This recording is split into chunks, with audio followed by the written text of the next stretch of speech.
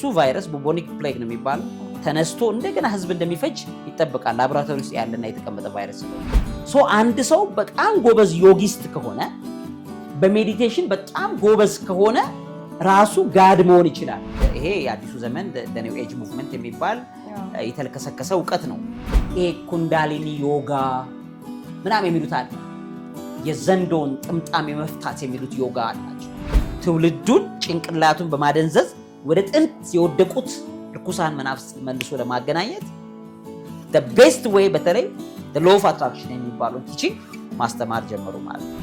ምእመንን ወደ አጋንንት አምልኮት የመውሰድ ካቶሊካዊ ቤተክርስቲያንን ያሽመደመዱበት ከመጽሐፍ ቅዱስ ሕይወት ሰውን የነጠሉበት አደገኛውን አስተምሮ አርምሞ ብለው አሁን ኢትዮጵያ ላይ የአርዌ የሚባል አምልኮ ኢትዮጵያ ውስጥ እንደነበረ ይታወቃል። ንግስት ሳባ ከመምጣቱ አስቀድሞ የአርዌ ማለት ለዘንዶ ግብር የሚቀርብበት የነበረ የፋሲለደስ ዘመን ላይ የነበረ ጊዜ ሱሱንዮስን ወደ ካቶሊክ አይደለም የሚቀይሯቸው እነሱ ብዙ ጊዜ ካቶሊክ ይባላል። ወደ ካቶሊክ አይደለም ወደ ፍሪሜሰኖች እንቅስቃሴ ማለት ፍሪሜሰኖች ሳይጸነሱ በፊት የነበረው ንቅናቄ የሲክሪቱ ሶሳይቲ አባል ነው ያደረጓቸው።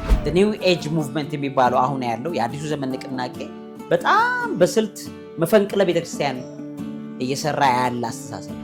ከዛ በኋላ መናፍስቶቹን የመሳብ የሙት መናፍስቶች ናቸው።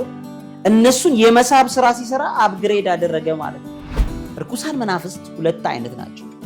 ሜዲቴሽን ማለት ነው አርሞ ኖ አጋንንቱን ስፒሪት ነው የሚያሰላስለው። ጥንቆላ ቤት ሁሉ ጊዜ ጠንቋዩ ጋር ሰውየው ሄዶ ምን ማድረግ አለበት? አፕዴት ማድረግ አለበት። በየጊዜው አፕግሬድ ማድረግ አለበት። ጠንቋዩ ጋር ሄደሽ ሰሚት ካላደረግሽው ምን ያደርግሻል? ያመሰቃቅልሻል። when you do good ማለት ገነት ትገቢያለሽ ማለት አይደል? ሁሉ ዮጋና ሜዲቴሽን ጥንቆላ ነው። ዮጋና ሜዲቴሽን ወደዛኛው አታሎ ቢወስድሽ ግን ወደ ዘንዶ ስፒሪት ከዛ ማከሉ ሲያገኝ ልብሽን ይወጋዋል። ዮጋ ሜዲቴሽን እነዚህ አሁን የምታውቂያቸው ፕራክቲስስ ከኤዥያ የተወሰዱ ናቸው። ሰዎች ዲፕሬሽኑ ሲገቡ ጭንቀቱ ሲገቡ ዮጋ ውስጥ አይደለም መግባት ያለባቸው። አርምሞ የተባለ የዮጋ መጽሐፍ አይደለም ማንበብ ያለባቸው። ጥንት ይመለኩ የነበሩ የፀሐይ አምላክ፣ የጨረቃ አምላክ፣ የጁፒተር የምናምን የሚባለውን የሚያመልኩበትን ሜቶዶሎጂ እነሱ ይዘውላቸው ተቀመጡ ኤዥያዎቹ ማለት ነው። ማንም ሙስሊምም ይሁን ክርስቲያን ክርስቶስ ለፍርድ ሲመጣ ያዩታል። አብዛኛዎቹ ግብረ ሰዶማውያን ሜዲቴሽን ዮጋ ከርኩሳን መናፍስት ጋር የሚገናኙበት መንገዳቸው።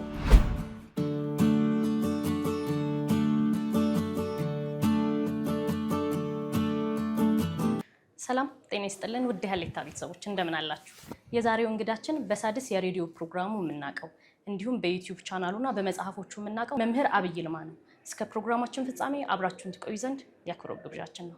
ጥሪያችን አክብረ ስቱዲዮ ድረስ ስለተገኘ ከልብ እናመሰግናለን። እንኳን ደህና መጣ። እኔም በጣም አመሰግናለሁ። እርግጠኛ ነኝ ጎበዝ እንደሆንሽ በዚሁ ትቀጥያለሽ ብዬ ነው ማምነው። እሺ እንደ እግዚአብሔር ፍቃድ። ያው ኢትዮጵያዊም እንደመሆናችን ስለ ኢትዮጵያ ለማሰብ አንችልም። ስለ ነገዋም ኢትዮጵያ እናስባለን። ስለ ነገው ኢትዮጵያ ደግሞ ስናስብ የዛሬውን ወጣቶች ማንሳት ግድ ይለናል። እውነት ነው። በዚህ ዙሪያ ኒው ኤጅ ሙቭመንት የሚባል ነገር አለ። ሰሞኑን በጣም እየሰማነው ነው የሚገኘው። ስለሱ በደንብ ከማውራታችን በፊት ግን በአጠቃላይ ኒው ኤጅ ሙቭመንት ራሱ ምንድን ነው? አዎ እንግዲህ ኢትዮጵያን ስናስባት ያው ሁል ጊዜ እኛም እንዲታሰብ የምንፈልገው ሰውም እንዲያውቀው ትውልዱም እንዲያውቀው የሚያስፈልገው ኢትዮጵያ የሚለው ከእግዚአብሔር ጋር ሃይሊ ኮኔክትድ የሆነ ስያሜ ነው። ስሙ ራሱ ለኢትዮጵያ ሲሰጥ ማለት ነው ከእግዚአብሔር ጋር የተያያዘ ነው። የመጀመሪያ በምድር ላይ ስያሜ ለምድሮች ሲሰጥ ለፍጥረተ ዓለሙ ሲሰጥ እንግዲህ እንደምታውቂው ዓለማቱ ይሄ ሁሉ የምታየው የጨረቃው ማርስ ቢሉት ጁፒተር ቢሉት ምን ቢሉት በአማልክቶቻቸው በጥንት የወደቁ አማልክቶች እየሰየሟቸው ያሉ ነገሮች ናቸው። ኢትዮጵያ የሚለው ግን የተሰየመው በእግዚአብሔር ነው። ኢትዮጵያ የሚለው ስያሜው በእግዚአብሔር ነው ማለት መጽሐፍ ቅዱሳዊ ነው ማለት ነው። የመጀመሪያው የአዳም የሚለውን ስያሜም ለአዳም የሰጠው እግዚአብሔር ነው። እንደገናም ደግሞ የኢትዮጵያ የሚለው ስያሜም ለአዳም ሲተዋወቅም መሬት የሚለውንም ጨምሮ እግዚአብሔር የሰየማቸው ስያሜዎች አሉ። ለምን ሲባል በመጽሐፍ ቅዱስ ላይ የተቀመጡ ናቸው ማለት ነው። በመጽሐፍ ቅዱስ ላይ የተቀመጡት ነገሮች ስያሜዎቹ መንፈሳዊ ናቸው፣ ከእግዚአብሔር የተቀመጡ ናቸው። ኢትዮጵያ የሚለውን መጀመሪያ ከተጠቀሱት ሀገራት መካከል በመጽሐፍ ቅዱስ ላይ አንዷ ኢትዮጵያ ናት። ያን ስያሜ ከእግዚአብሔር እንደተሰጠ እናምናለን። ለፍጥረተ ዓለሙ ለአዳም ሲነቃ ገና የተዋወቃቸው ስሞች መካከል አንዱ ይሄ ነው። ኤንሸንት ነው፣ ጥንታዊ ስም ነው። እንደገናም ደግሞ በእግዚአብሔር እውቅና የተሰጠው እስራኤል የሚለው ያዕቆብ ከሚለው እስራኤል የሚለውን ስያሜ የተሰጠው ከእግዚአብሔር ነው። ያዕቆብ ምናልባት ሰው ሰይሞት ሊሆን ይችላል፣ ግን እስራኤል የሚለው ስያሜ ግን እስራኤል ትባላለህ ብሎታል እና ከእግዚአብሔር ነው ማለት ነው። እግዚአብሔር ያን ስያሜ ሲሰጠው በሰማይ ብዙ ትርጓሜ አለው። ኢየሩሳሌም ለምሳሌ መንፈሳዊት ስም ናት። ያችን ስም የሰጠው እግዚአብሔር ነው። ለዚህ ሰማያዊት ኢየሩሳሌም ብለን የምንለው ማለት ነው። እነዚህ የእግዚአብሔር ስያሜ ባለባቸው ቦታዎች ላይ መንፈሳዊ ጥቃትና መንፈሳዊ ጦርነት ዲክሌር ይደረጋል። ሁል ጊዜ ያለ ነገር ነው። ምክንያቱም ያ መንፈሳዊ ጦርነት የሚያውጀው እርኩሱ ዓለም ነው። ለምን እግዚአብሔር ለምን አይኑን እዛ ላይ ያስቀመጠ? ለምን ትኩረት አደረገ? ትኩረት ካደረገ የእርኩሱም ዓለም ምን ያደርጋል? ትኩረት ያደርጋል ማለት ነው። ኢትዮጵያ ላይ ያለ መንፈሳዊ ትኩረት አሁን የጀመረ አይደለም። ለሺህ ዘመናት የነበረ መንፈሳዊ ትኩረት ነው። እርኩሳን ዓለማት ዲዛይን ሲያደርጉ ሲሰሩት ምን ሲሉት በጠቅላላ እዛ ጋር ትኩረት አድርገው የሚሰሩት ነገር ብዙ እንዳለ እንረዳለን። ስለዚህ የአዲሱ ዘመን ንቅናቄም በዩ የኒው ኤጅ ሙቭመንትም በዩ ኤንሸንት ሙቭመንቶችም ጭምር ነበሩ። የጥንት ይሄ የአዲሱ ዘመን ኒው ኤጅ ሙቭመንት የሚባል የተልከሰከሰ እውቀት ነው። በጥንትም ደግሞ በጣም አደገኛ ሲክሬት የነበሩ ቲቺንጎች በጠቅላላ እዚች ሀገር ላይ ነበረ። እነዛ እንደነበረ ሁሉ ደግሞ መንፈሳዊ እግዚአብሔር የሚያውቃቸው ሙቀቶች ደግሞ ነበሩ አይደለ? ለምሳሌ በክርስትናው ዓለም ለመጀመሪያ ጊዜ ክርስትና ዓለም ላይ ሲበተን ኢትዮጵያ ለምን ሪች አደረገ ብሎ መጠየቅ እኮ ነው። ምንም በቃ ሲምፕል ማይንድ ካለን ክርስትና ለዓለም ሲተዋወቅ የመጀመሪያ ኢትዮጵያዊ ጃንደረባ እግዚአብሔር እውቀት አለው እኮ እግዚአብሔር ያውቃል እኮ ያን ነገር ሲያደርግ። ከዛ ቀድመ ብንሄድ የአይሁዳውያን በዓለም ላይ ሲበተኑ ቤተ እምነት ኖሯቸው ማምለኪያ ስፍራ ኖሯቸው መሰዊያ ኢትዮጵያ በዛም ጊዜ ላይ ለእግዚአብሔር መስዋዕት እንድታቀርብ ለምን እግዚአብሔር ፈቀደ ብለን እኮ መጠየቅ ነው አይደል? ከመጀመሪያዎቹ ዘመናትም ጨምሮ በዚች ሀገር ላይ የእግዚአብሔር እውቀት ፍሎ ሲያደርግ እንደ ወንዝ እየፈሰሰ የመጣበት ቦታና ምድር ስለሆነ የርኩሱም ዓለም ያንን ታርጌት አድርጎ ሰርተዋል። ለምሳሌ የአርዌ የሚባል አምልኮ ኢትዮጵያ ውስጥ እንደነበረ ይታወቃል። ንግስት ሳባ ከመምጣቱ አስቀድሞ የአርዌ ማለት ለዘንዶ ግብር የሚቀርብበት የነበረ። ለምንድን ነው ያንን አስተሳሰብ ጀምረውት? ለምን ግን ቤተመንግስቱን የእግዚአብሔር ክብር ብቻ እየነገሰበት ለሺህ ዘመናት በዚህ ትግል ላይ ለምን እቺ ሀገር ጸንታ ቆመች ብለን ብንል ጦርነት ሳይኖረው ቀርቶ አይደለም ማለት ነው። ኤቭሪ ዴይ ኤቭሪ ታይም እቺ ሀገር ላይ መንፈሳዊ ጦርነት ነበራት። አሁን ባለው ይሄ የኒው ኤጅ ሙቭመንት የሚባለው ከሚድል ኤጅ ጀምሮ የነበሩ ንቅናቄዎች በጠቅላላ ኢትዮጵያን ተቻርጓል ብቻ አይደለም ሴንተር አድርጓል በጠቅላላ ማለት ነው። እስካሁን ባለው ካይሹ ሴንተር አድርጓል። በመጀመሪያዎቹ ዘመናት ላይ በሚድል ኤጅ አካባቢ ላይ ዓለማትን በጣም በከፍተኛ ደረጃ የርኩሱ ዓለም ዲዛይን የነበረው ብላክ ዴዝ የሚባለው ጥቁር ሞት የሚባለው በጣም ብዙ 3/4 አውሮፓዎችን በፈጀበት ሰዓት ላይ የካቶሊክ ቤተክርስቲያን ችግር ውስጥ ገባች። አስተምሮቷ ልክ አይደለም ተባለ። አስተምሮቷ ልክ አይደለም። ስለዚህ ነው the way gospel preach የምታረግበት ወንጌሉን ፕሪች የምታረግበት መንገድ ፌል አደረገ አሉ አውሮፓ ላይ። ከዚህ በኋላ እኛ የካቶሊክ ቤተክርስቲያን አባቶች ሚሉንን አንሰማም። ህዝቡን እንዴት ከሞት ማዳን አቃታቸው? እያስነጠሰ ነው ሰውየው የሚሞት የነበረው። ጋድ ብለስ ዩ የሚለው ሰው ሲያስነጥስ እግዚአብሔር ይማር የሚባለው ሰውየው እያስነጠሰ ስለሚሞት ነው። በነገሮች ላይ እሱ ቫይረስ ከሆነ ዓመታት በእነዚህ እየተጠቀሰ ነው። በጥቂት ዓመታት ውስጥ እሱ ቫይረስ ቡቦኒክ ፕሌግ ነው የሚባለው ተነስቶ እንደገና ህዝብ እንደሚፈጅ ይጠበቃል። ላቦራቶሪ ውስጥ ያለና የተቀመጠ ቫይረስ ስለሆነ ይሄ ባለበት ሁኔታ ላይ ለምንድን ነው ሰዎች ያንን ነገር ማዳን ያልቻሉት? ካቶሊካዊ ቤተክርስቲያን ለምን አላዳነችም በሚል መካከለኛው ኤጅ ላይ ሚድል ኤጅ በሚባለው ጊዜ ላይ በካቶሊካዊ ቤተክርስቲያን ላይ እምነት መጥፋት ጀመረ። ሚድል ኤጅ ላይ ኢትዮጵያ ላይ የነበረውን ታሪክ ደግሞ ስታይ ኢትዮጵያ ግን ያንን ሰስቴን አድርጋ ያን ዘመን አለፈችው። የኢትዮጵያ ቤተክርስቲያን ለዚህ በጣም ባለውለታ ናት። ሚድል ኤጅ ላይ በነበረበት ሰዓት ኢትዮጵያ ላይ በጣም ብዙ ትግል ነበረ፣ መንፈሳዊ ትግል ነበረ። በዛ ሰዓት ላይ እነሱ ሚድል ኤጅ ላይ በመጽሐፍ ቅዱስ በዮሐንስ ራእይ ምዕራፍ 2 3 ከ1 እስከ 3 ባለው ለሰባቱ ቤተክርስቲያናት እንዲህ ብለህ ጻፍ አለኝ ብሎ በሚለው ላይ የሚያስቀምጠው በመካከለኛ ዘመን ላይ የነበረውን አንታይ ክራይስቶች ጸረ ክርስቶሳውያን እንዴት እንደሚነሱ ይገልጻል እዛ ላይ ማለት ነው። ሉቂያ ቤተክርስቲያን፣ ለኤፌሶን ቤተክርስቲያን፣ ለሰርዴስ ላሉ፣ ለጴርጋሞን ላሉ ቤተክርስቲያን እያለ ይጽፋል ማለት ነው። ሶ መተን the third 300 ዓመታት ናቸው የሚመጡት። ከዛ 1200 ዓመት አካባቢ ይመጣል። ይሄ ማለት ሚድል ኤጅ ማለት ነው። እና በዛ ሰዓት ላይ ጻፍ አለኝ ብሎ የሚለውን አራተኛዋን ቤተክርስቲያን ሄደሽ ስታይ መካከለኛው ዘመን ላይ ቡቦኒክ ፕሌግ ተነስቶ ቤተክርስቲያንን እንዴት እንዳዳከማት የምታይበት ነው። የዛ ሰዓት የጀመሩ ንቅናቄዎች ናቸው የነ ፍሪሜሰን እንቅስቃሴ ፍሪሜሰኖች የሚባሉት እንቅስቃሴዎች ከዛ 18ኛ 19ኛ ክፍለ ዘመን የመጡት። መጀመሪያ ላይ ግን በመካከለኛው ዘመን ላይ ዘ ሳይን ኢን ዘ ሲል መጽሐፉን አንብበሹ ከሆነ ኢትዮጵያ ላይ ታቦተ ጽዮንን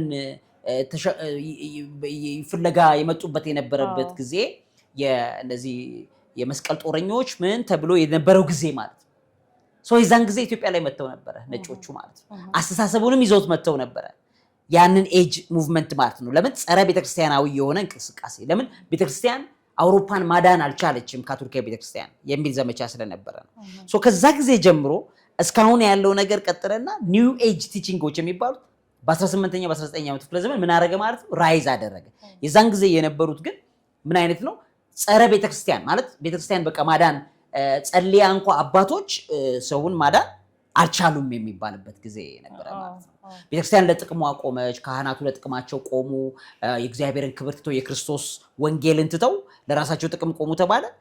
ከሚድል ኤጅ ማለትም ከ14ኛው 15ኛው 16ኛው ክፍለ ዘመን ጀምሮ እስከ 17ኛው ክፍለ ዘመን ድረስ ከዛ በኋላ ንቅናቄው የኒው ኤጅ መጣ ማለት ነው። ለምንድነው የኒው ኤጅ የመጣበት ዋነኛው ሲክሬት 16ኛው 17ኛው ክፍለ ዘመን ላይ ምን እየሆነ ጨመረ?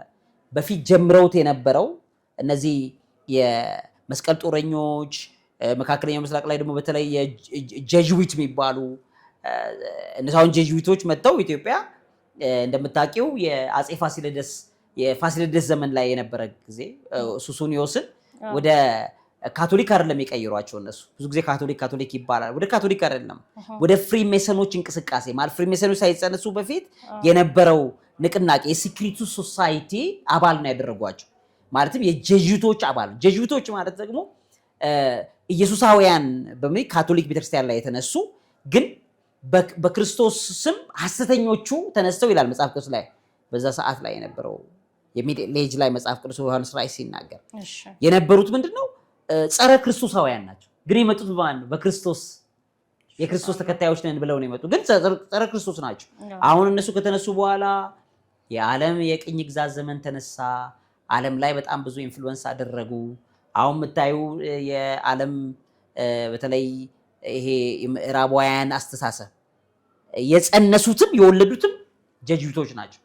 ከዛ በኋላ ተነሳ እስካሁን ድረስ ይሄ አሁን የምንለው the new age movement የአዲሱ ዘመን ንቅናቄ የሚባለው በ18ኛው ክፍለ ዘመን ኢሉሚናቲ ምናምን ፍሪሜሰን ምን በሚል አደራጁት፣ ቅርጽ ሰጡት፣ መጽሐፍ ጻፉበት። ከዛ ጊዜ ጀምሮ እስካሁን ድረስ ባለው እየዘመነ መጣ ማለት ነው። ስለዚህ ኢትዮጵያ ላይም ሴንተር እንዴት እንዳደረገ በዚህ ማየት ይችላል። ትክክል። እስቲ እኛ ሀገር ላይ አሁን በዚህ ሰዓት የተመለከትካቸውና የታዘብካቸው ሙቭመንቶችን እስቲ እናንሳቸው። በጣም ጥሩ ነው። እንግዲህ አሁን ባለበት ጊዜ ላይ ይሄ የኒው ኤጅ ቲቺንግ የሚባለው የአዲሱ ዘመን ንቅናቄ የሚባለው አስተሳሰቡም አመለካከቱም ዲዛይን የሚያደርገው ጸረ ክርስቶስ በሆነ ቲቺንግ ላይ ጌታችን ኢየሱስ ክርስቶስ ለፍርድ እየመጣ የወጉት ሁሉ እስኪያዩት ድረስ ክርስቶስ ለፍርድ እየመጣ ነው። አሁን ዓለም የምታያቸው ምልክቶች በጠቅላላ የክርስቶስ መምጣትን ዲክሌር የሚያደርግ ማንም ሙስሊምም ይሁን ክርስቲያን ክርስቶስ ለፍርድ ሲመጣ ያዩታል። በቁርአን ላይም ተቀምጧል። ማለት ክርስቶስ ከመጣ በኋላ መሲሁ ከመጣ አልመሲህ ኢሳ አዳጃል የሚባለውን ባለ አንድ አይኑን አውሬ ሊወጋው ይመጣል ይላል በቁርአን ላይ ማለት። ከዛ ባለ አንድ አይኑን አውሬ ከወጋው ካሸነፈው በኋላ በጦርነቱ ይላል። ባለ አንድ አይን ማለት እንግዲህ አሁን ኢሉሚናቲ የሚባሉት የአንድ አይን ምልክት አድርገው የሚሰሩት ማለት ነው። ዶላር ላይ በአንድ ምልክት የተቀመጠው ቁርአን ላይም አስቀምጠውታል። እንግዲህ ማለት ክርስቶስ ምን ያክል እውነት አምላክ እንደሆነና እውነት ጌታ እንደሆነ ቁርአንም ይመሰክራል፣ መጽሐፍ ቅዱስ ደግሞ በዋነኝነት ጲላጦስም ደግሞ ከነሱ ከማያምኑት ወገን ደግሞ እኔ ከደሙ ንጹህ ነኝ፣ ንጹህ ሰው ነው፣ ፍጹም ሰው ፍጹም አምላክ ነው። እሱ በፍጹም አምላክነቱ እግዚአብሔር ወልድ ነው። በፍጹም ሰውነቱ ደግሞ መቃብርን ፈንቅሎ የተነሳ ሞትን ድል ያደረገ የሰው ልጅ በጠቅላላ በዲያብሎስ ባርነት ውስጥ ገብቶ የነበረበትን 5500 ዘመን ቋጭቶት ቆርጦ ካበቃ በኋላ አዲስ ኪዳንን በሰማይና በምድር አድርጎ ራሱ እግዚአብሔር ነው የሰውን ስጋ ለብሶ ከእናታችን ቅድስት ድንግል ማርያም ያንን ስጋ እንግዲህ ለዓለም ሁሉ የሰዋ ራሱ እግዚአብሔር ነው። አዲስ ኪዳን ከመጣ በኋላ ኮቨናንትና ኪዳን መጣ። በዛ የአዲሱ ኪዳን በሰማይና በምድር መካከል የደረገውን ኪዳን ላመኑቱ ክርስቲያኖች፣ ላላመኑት ደግሞ እንግዲህ በክርስትና ሌላ ስያሜ እንዳለ እናውቃለን። ያመነውም ያላመነውም ክርስቶስ ለፍርድ ሲመጣ ያዩታል። ከዛ በኋላ ለዓለም ፍጹም ሰላም እንደሚሆን ነው ማለት በሰማይና በምድር መካከል ፍጹም ሰላም፣ ምክንያቱም ያ ዲያብሎስ ይታሰራል። ስለዚህ ይሄንን የሚቃወም ግን ደግሞ በስልትና በዲዛይን የመጣ የአዲሱ ዘመን ንቅናቄ ኢትዮጵያ ላይ ለምን ታርጌት ማድረግ እንደፈለጉ በግልጽ ማየት እንችላለን ማለት ነው። እና ይሄ አሁን ኢትዮጵያ ባለችበት the new age movement የሚባለው አሁን ያለው የአዲሱ ዘመን ንቅናቄ በጣም በስልት መፈንቅለ ቤተክርስቲያን እየሰራ ያለ አስተሳሰብ ያው ሰዎችን እግዚአብሔር አልባነት እግዚአብሔር የለሽነትን በዘዴና በጣም በጥበብ የሚሰራበት ነው። ይሄ ምንድነው? በቀላሉ ዮጋ፣ ሜዲቴሽን እነዚህ አሁን የምታውቂያቸው ፕራክቲስስ ከኤዥያ የተወሰዱ ናቸው። እነዚህ ቲቺንጎች ኤዥያዎቹ ለሺህ ዘመናት ሎክ አድርገው ቆልፈው ለራሳቸው ሲጠቀሙበት የነበረ ነገር ግን በክርስቶስ መምጣት ምክንያት ሌሎች ዓለማት ላይ የጠፋ የክርስቶስ ወንጌል ኤዥያ ላይ ባለመድረሱ የተነሳ ኤዥያዎቹ የዛሬ ክርስቶስ ከመምጣቱ በፊት የነበረ ክርስቶስ ከመምጣቱ በፊት የነበረ ዓለም ሁሉ ይጠቀምበት ነበር። ያንን ዮጋ፣ ሜዲቴሽን ምናምን የሚባለው ግን ክርስቶስ ከመጣ በኋላ ዓለምን ክርስትና ሲያጥለቀልቅ ምዕራባውያን በጠቅላላ ያን ባህል ምን አረጉት? ሰረዙት። እነማን ይዘውት አስቀመጡ? ኤዥያዎቹ፣ ህንድ፣ ቻይና ምናምን ወንጌል አልደረሰም። ጥንት ይመለኩ የነበሩ የፀሐይ አምላክ፣ የጨረቃ አምላክ፣ የጁፒተር የምናምን የሚባለውን የሚያመልኩበትን ሜቶዶሎጂ እነሱ ይዘውላቸው ተቀመጡ፣ ኤዥያዎቹ ማለት ነው። አውሮፓዎቹ ከክርስቶስ ጋር መለያየት ጀመሩ። ጸረ ክርስቶሳዊ አስተሳሰብ the new age የአዲሱ ዘመን ትምህርት የሚባለው ዶሚኔት አደረጋቸው። ከመቼ ጀምሮ? 17ኛው ክፍለ ዘመን፣ 18ኛው፣ 19ኛው፣ 20ኛውና 21ኛው ክፍለ ዘመን አሁን እስካለንበት በቃ ዶሚኔት አደረጋቸው። ግብረ ሰዶሙን፣ እጹን፣ ጸረ እግዚአብሔራዊነቱን ምኑን በአደባባይ ዲክሌር እያደረጉ ሲጥለቀለቁ አሁን በሺህ ዘመናት በፊት ክርስቶስ ከመምጣቱ በፊት አውሮፓዎቹ ይጠቀሙበት የነበረ የአጋንንት አምልኮት በግሪኮቹ በሮማዎቹ እሱን አምልኮት መልሰው ማምጣት ፈለጉ። እሱን ሲያመጡ እነማን ይዘውላቸው አስቀምጠዋል? ኤዥያዎቹ። ስለዚህ ከኤዥያዎቹ ያ ሜዲቴሽን ዮጋ በሚል ከርኩሳን መናፍስቶቻቸው ጋር የሚያገናኛቸው ሜቶዶሎጂ አሁን በዘመናዊ አስተምሮት አድርገው አውሮፓ ላይ መበተን ጀመሩ። ያችን ሲያደርጉ ጥበብ ተጠቀሙ። አሁን ለምን? የዛን ጊዜ በነሲብ ያመልኩ ነበር። አሁን ግን ትውልዱ ማመን የሚያስችልበትን መንገድ መጠቀም ስለፈለጉ መጽሐፍ ዘ ሲክሪት መጽሐፍ፣ ሎው ኦፍ አትራክሽን ምናምን የሚባሉ ዲዛይኖችን ሰርተው ደሊብሬት የሆኑ ቲቺንጎች ሰርተው ትውልዱን ጭንቅላቱን በማደንዘዝ ወደ ጥንት የወደቁት ርኩሳን መናፍስት መልሶ ለማገናኘት the best way በተለይ the law of attraction የሚባለውን ቲቺንግ ማስተማር ጀመሩ ማለት ነው። ኢዝ ናቸው አይደል? ቀላል ናቸው። the power of now the secret the law of attraction እና የሚባሉ መጽሐፉ ታዲያ ምን ችግር አለው? ይሄ እኮ በጣም is very good ይላል። ሀገራችን ደግሞ አሁን አርምሞ ምናምን ብሎ መጻፍ ጀመሩ። ቺ ዘዴ ምንድናት? ቤተክርስቲያንን ተጠግቶ እንደምንም እየተሻሸ ምእመንን ወደ አጋንንት አምልኮት የመውሰድ ካቶሊካዊ ቤተክርስቲያንን ያሽመደመዱበት ከመጽሐፍ ቅዱስ ሕይወት ሰውን የነጠሉበት አደገኛውን አስተምሮ አርምሞ ብለው አሁን ኢትዮጵያ ላይ ለምን ስትዩ የቤተክርስቲያን አባቶች እኮ አርምሞ ነው የሚያደርጉት። ሜዲቴሽን በእግዚአብሔር ቃል በመጽሐፍ ቅዱስ ላይ ሜዲቴሽን ይሄ እነሱ አጋንንታቸውን የሚስቡበት ይሄ ምንድነው ሙታን ሳቢ መንፈስ የሚባል አለ ጥንት ጠንቋዮች የሚጠቀሙበት እሱ መንገድ ማለት ነው። ብዙዎቻችን ግን እንደዛ ይመስለንም ነበር። አይመስልም። አርምሞ ሲባል እንደውም ለቤተክርስቲያን ቅርብ ነው የሚመስለው። የቤተክርስቲያን አርምሞ አሁን እነሱ የሚሉት አርምሞ አይደለም። እሱን ቃሉን ተጠቀሟትና አርምሞ ሲልሽ ታዲያ ገዳም አባቶች የነበረ ነው እንላለን። የነበረ እኮ ነው ልትይች ያልሽ አይደለም።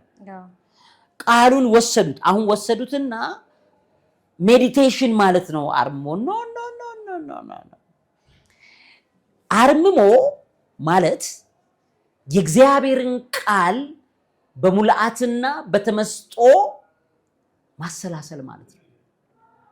የማንን ቃል አልኩሽ? የአጋንንቱን ቃል ነው? የእግዚአብሔርን ቃል።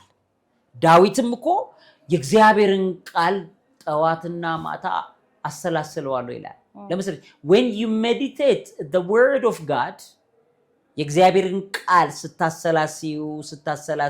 ስታሰላሲው በአርምሞ ነው። አባቶች አሁን በገዳማት ውስጥ መጽሐፍ ቅዱስ ያነቡና ተመስጠው የእግዚአብሔርን ቃል ኃይል ያሰላስሉታል። ሲያሰላስሉት በሽታ ካለ በሽታውን ይነድለዋል። ማን ነው የሚነድለው? የእግዚአብሔር ቃል። የእግዚአብሔር ቃል ማለት ክርስቶስ ማለት ነው። የእግዚአብሔር ቃል ስጋ ሲለብስ ኢየሱስ ክርስቶስ። የእግዚአብሔር ቃል በመጽሐፍ ቅዱስ ተጽፎ ሲመጣ በጽሁፍ ተጽፎ ሲመጣ መጽሐፍ ቅዱስ ራሱ ክርስቶስ እኮ ነው። እሱ የቃል ኃይል አንቺ ውስጥ ሲገባ የሞተ ነገር ቢኖር ነቅድሎ ያወጣዋል። የሞተ ካንሰር፣ የሞተ ጉበት፣ ኩላሊት፣ የሞተ ሳምባ ወደ ካንሰርነት እየተቀየረ ያለ ማንኛውም ነገር ቢኖር ምን ያደርገዋል? ህይወት ለሌለው ምን ይሰጠዋል? ህይወት ይሰጠዋል። እየሞተ ላለው ነገርሽ በጠቅላላ ህይወት ይሰጠዋል። ያ ህይወት የሚመጣው ከየት ነው? ከትንሳኤው ኃይል። ያ የትንሳኤ ሌላ ቃልም ስጋ ሆነ አለ አይደል? ጸጋንና እውነትን ለብሶ በማን አደረ? በእኛ ውስጥ አደረ። ያ ቃል ስጋ ለብሶ መስቀል ላይ ተሰቀለ። ከዛ ያ ቃል ሞተ ሲሉት ትንሳኤ ያደረገና አይደል? ያ ሕያው የእግዚአብሔር ቃል በትንሳኤ ኃይል ተነሳ። እሱን የትንሳኤ ኃይል ላንቺ ሲሰጥሽ ጉበት ሞቶ ከሆነ ጉበትሽን ያስነሳዋል። ያን የእግዚአብሔር ቃል ስታሰላሲዩ ምን ይባላል? አርምሞ ይባላል። እሱን አርምሞ ወሰዱትና ዮጋ ነው አሉች። አጭበረበሩ፣ ትውልዱን አታለሉት። ምንድነው ዮጋ ላይ የሚያሰላስሉት? አሁን ዮጋ ሲባል በራሱ ጥሩ ጥያቄ ነው። አጋንንቱን ስፒሪት ነው የሚያሰላስሉት። አሁን ጸረ ክርስቶሱ መንፈስ አይደለ? በተቃራኒው እነዚህ እርኩሳን መናፍስቶች አሉ። እርኩሳን መናፍስት ሁለት አይነት ናቸው። አንዶቹ ጥንት የተጣሉት አጋንንቶች ሲሆኑ፣ ሁለተኞቹ ደግሞ እርኩሳን መናፍስት ሰው ሆነው ሞተው ሰዎች አሉ አይደለ? በጣም ጥሩ የምትያቸው ሰዎች ለምሳሌ ከሌኮ እንዴት መልካም ሰው ነበረ፣ ለጋስ ነበረ፣ ለተራበ ያበላል፣ ለተጠማ ያጠጣል። የተራበ ያበላ ለተጠማ ያጠጣ ሁሉ ገነት ይገባል? do you think? በስሜ ነው የሚለው። በማስም በክርስቶስ ስም በስሜ ለተራበ ያበላ ለተጠማ ያጠጣ። አየሽ ማለት አሉ እኮ ግብረ ሰዶማውያን እግዚአብሔር የለም እያሉ የሚሳደቡ ሆኑ የተራበ የሚያበሉ አሉ። የሉም? አሉ። ኤዥያ ሆነው ጣዖት እያመለከ ክርስቶስ ሂድ ከዚህ እግዚአብሔር ብሎ እየሰደበ በጣም ደግ ሰዎች የሉ? አሉ። ታዲያ እሱ ገነት ይገባል? አየሽ በስሜ ነው ያለው። በክርስቶስ ኢየሱስ ስም ለተራበ ክርስቲያን ነሽ አንቺ ኦርቶዶክስ ክርስቲያን ነሽ። ክርስቲያን ነሽ እኮ በክርስቶስ በማን ነው? በክርስቶስ እኮ ክርስቲያን ነኝ ስትይ በማን ነው የሆንሽው? በክርስቶስ። አየሽ በስሜ መቼ አንተ መተህ አብልተን እናውቃለን መቼ ሲሉ አለ ከታናናሾቹ ይላል አይደል? ስለዚህ ምንድነው የክርስቶስ ህይወት ነው ያኛው ደግሞ የጸረ ክርስቶሱ ህይወት አታላዩ መንፈስ ማለት ነው በሜዲቴሽን እነዚህ መልካም ሰዎች ሆነው ግን በክርስቶስ መልካምነት ያላደረጉት ሞተው በክርስቶስ አይደለምና መልካምነታቸው ግብረ ሰዶሞች አሉ አሁን አውሮፓ ስቴጂ እንዴት መልካምነታቸው እንዴት ያሳሳል መሰለሽ እኛም ሀገር ላይ አለ ወደ በኋላ እናነሳዋለን እስቲ ደስ ይለኛል እሺ መልካም ናቸው ግብረ ሰዶም እኮ ናቸው እኔ በጣም ፈረንሳይ ሀገር በጣም የተገረምኩበት ነገር ምንድነው ግብረ ሰዶም ናቸው ትህትናቸው መልካምነታቸው ዲያብሎስ የብርሃን መልአክ እስኪመስል ድረስ ትሁት ሆኖ እንደሚገለጥ እንዳትረሽ እሺ ዲሰፕሽን ነው አታላይና አጭበርባሪ እንዴ ነው ዮጋ ምናምን ሜዲቴሽን የሚሰሩት እኮ ትህትናቸው ከክርስቲያኑ ያስንቃል በጣም ዝም ያሉ ናቸው ቴንክስ አየሽ ያ የክርስቶስ ትህትና አይደለም የአስመሳዩ የጸረ ክርስቶሱ ስፒሪት ነው ውሸታም አጭበርባሪ ነው ቺት ሊያረግሽ ነው ዲሲቭ ሊያረግሽ ነው ከዛ አታለልሽ ማለት ነው አሁን እኮ ዋነኛው ዓላማው ከክርስቶስ ህይወት ለመነጠል ክርስቶስን መስል እንዴት ትህትና አቤት የሚያረገው መልካምነት ዮጋና ሜዲቴሽን ወደዛኛው አታሎ የሚወስድሽ ግን ወደ ዘንዶ ስፒሪት ነው ከዛ ማከሉ ሲያገል ልብሽን ይወጋዋል መንቀሳቀሳችን እውነተኛው እግዚአብሔር ህይወት አይደለም የተገለጠው አየሽ መጽሐፍ ቅዱስ ሲናገር ህይወትም ተገለጠ አይተንማል እንመሰክርማለን ይተባል እውነትና ህይወት እኔ ነኝ ያለው የክርስቶስ ህይወት ከሌለ ትህትናሽ ፉርሽ ነው የክርስቶስን ትህትና ነው እግዚአብሔር የፈለገው እግዚአብሔር አባባት ማለት ነው የፈለገው የክርስቶስን ትህትና ነው ያንቺን ትህትና አይደለም የፈለገው ያንቺና የኔ ትህትና መፌክ ነው አይፈልገውም እሱ አይሽ እምነት ከምግባር ጋር ማለት ክርስቶስን ማመን የክርስቶስን ምግባር ከመግለጥ ጋር መንፈሳዊ አባቶችን ያቸው እንጂ ጳውሎስን የጥንት አባቶች ሰማዕታት ቅዱሳን ሆነው የሞቱ ተባረኩ አባቶች ምን መሰለሽ አካሄዳቸው ክርስቶስን በመምሰል እግዚአብሔር አባባት በሰማይና በምድር ምንም አይነት የሰው ጽድቅ እንደማያስደስተው እኮ በግልጽ ነገረን ጽድቃችሁ እንደመርገም ጨርቅ ነዋል ከናንተ የሚመጣው ትህትና አርቲፊሻል ናት አለ ለምን መሰለሽ ትሁት የምትሆኝልኝ ይሄኔ የሆነ ነገር ፈልገሽ ሊሆን ይችላል ከኔ ትክክል እግዚአብሔር እሱን ልብ ስለሚያውቅ ኖ ትህትና የክርስቶስን ትህትና ግለጡልኝ ነው ያልኳቸዋል ለምን በሜዲቴሽንና በዮጋ የርኩሱን ዓለም ትህትና የምትመስለዋል የኤዥያ ትህትና ምን ያደርጋሉ ይገልጣሉና ከዛስ እነዛ በጣም ትሁት ያልሻቸው ሰዎች ሞቱ በጣም ትሁት የምትይው ሰው ግን ክርስቶስን የሚሳደብ ጸረ ክርስቶስ ይሆን ምንም ግን በጣም ስታዩ በጣም የሚገርም ቢሞት እግዚአብሔር ፊት ላይ አይቆምም አንድ ሰው እግዚአብሔር ፊት የሚቆመው ግልጽ እኮ ነው በክርስትና በክርስቶስ ስጋና ደም ያመነ ቁርባን የሚሰጠው ለምንድን ነው የክርስቶስ ስጋና ደም በህይወትሽ እንዲገባ ነው እሱን ካልመሰለው እግዚአብሔር በከተም አንድያ ልጁ ላይ አላግጠዋልና ይላል ቁጣው ለዘላለም በሰውየው ላይ ነው የሚለው ክርስቶስ የሞተው እንደዚህ የሆነ አክሽን ነገር ፊልም እንደምታየው ፊልም አይደለም እኮ ህይወት እኛ ያን ህይወት ስላጣን ነው ክርስቶስ የሞተው የተዋረደው እግዚአብሔር እኮ ነው ክርስቶስ አክፋፍተዋልና የእግዚአብሔርን ቁጣ በእነሱ ላይ ነው ይላል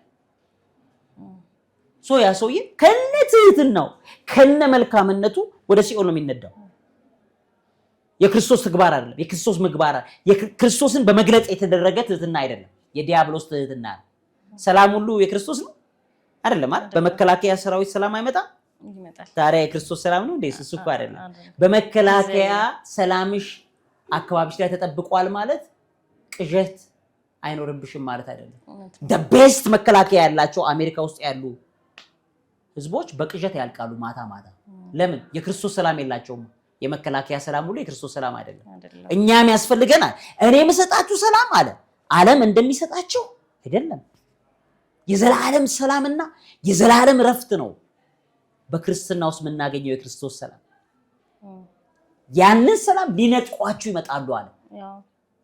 ምን አድርገው? ዲሲቭ አድርገው፣ አታለው፣ አጭበርብረው በውሸት በኒው ኤጅ ቲቺንግ ቀስ ብለው ከመጽሐፍ ቅዱስ ከክርስቶስ ቃል ሕይወት ከእግዚአብሔር ቃል ሕይወት ይነጥሉሻል።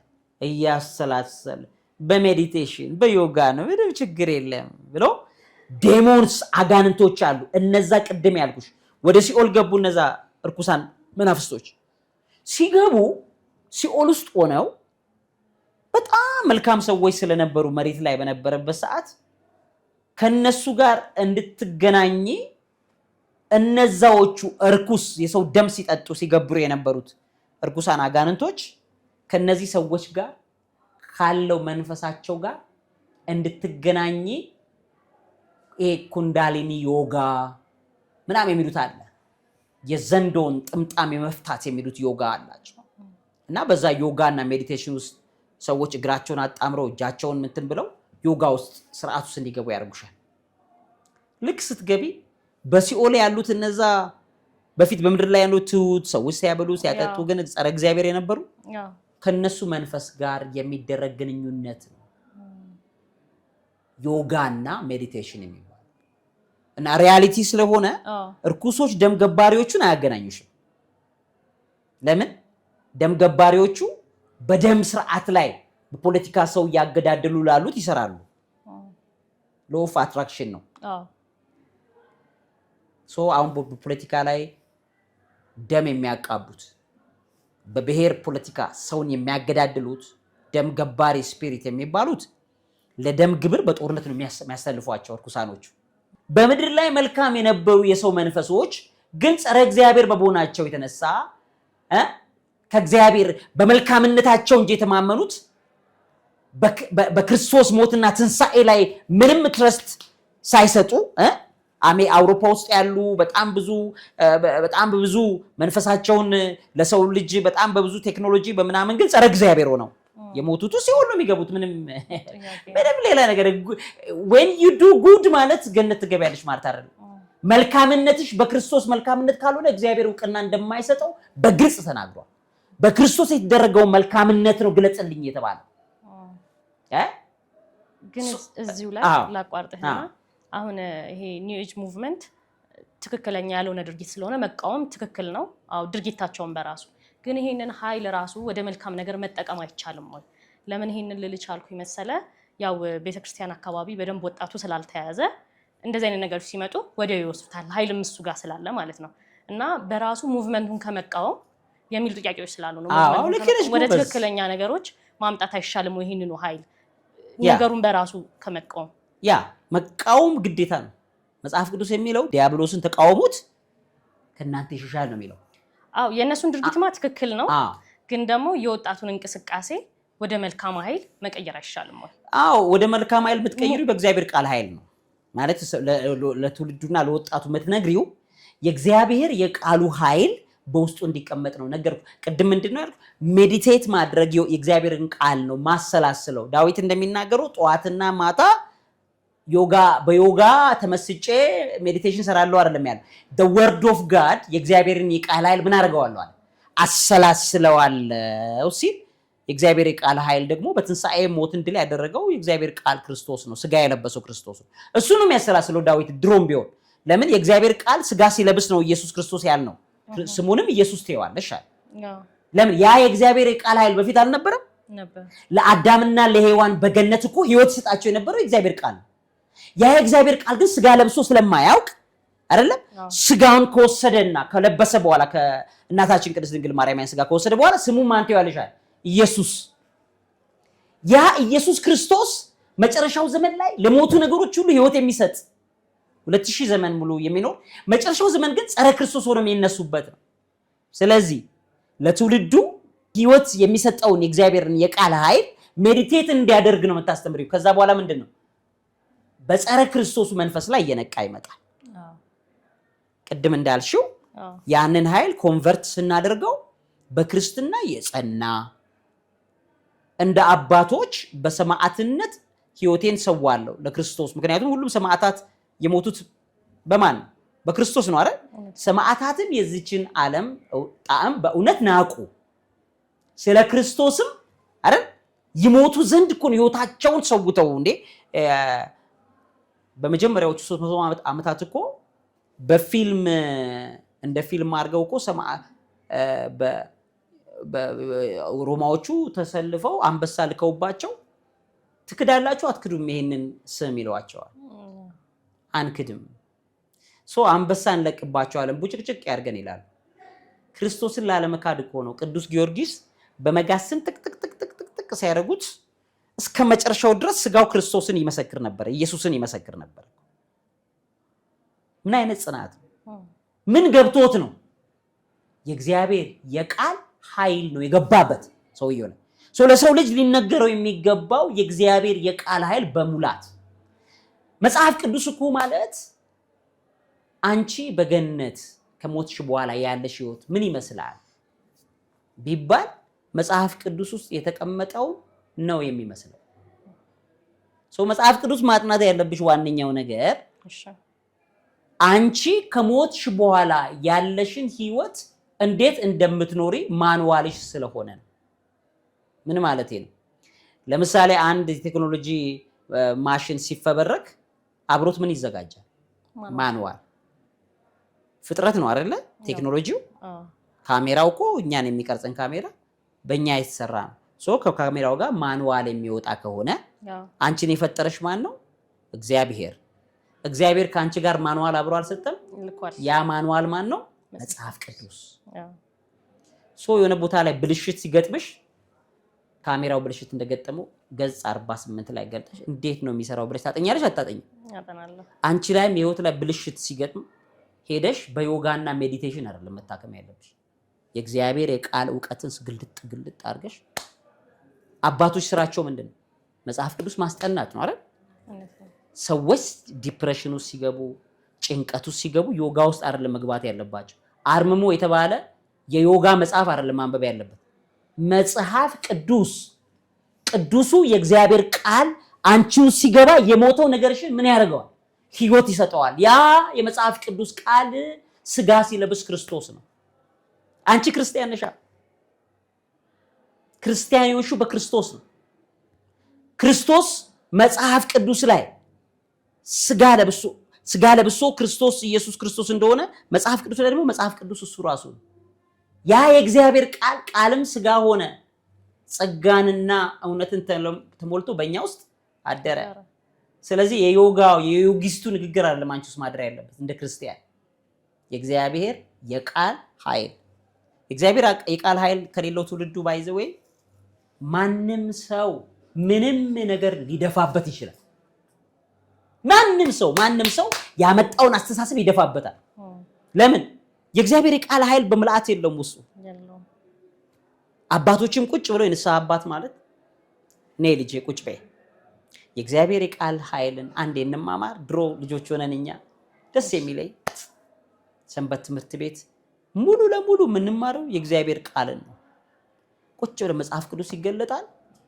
አባቶች ቁጭ አድርገው መጽሐፍ ቅዱስ ያስተምሩናል። የኔታዎች ናቸው። የኔታ እንደገና የቤተክርስቲያን አባቶች መምህራኖች። ለምሳሌ እኛ ሐዋሳ ደብረ ምሕረት ቅዱስ ገብርኤል ቤተክርስቲያን በጣም የሚታወቁ መልአከ ምሕረት ጳውሎስ ቀጸላ የሚባሉ አባት አሉ። መልአከ ምሕረት ጳውሎስ ቀጸላ ለኛ ያስተማሩ ምንድነው? የእግዚአብሔርን ቃል ኃይል። የእግዚአብሔር ቃል ስታጠኚው ስትናገሪው ሜዲቴሽን የሚባለው ያኛው ቃሉን ነው የምትማሪው፣ ቃሉን ነው የምታጠኚው።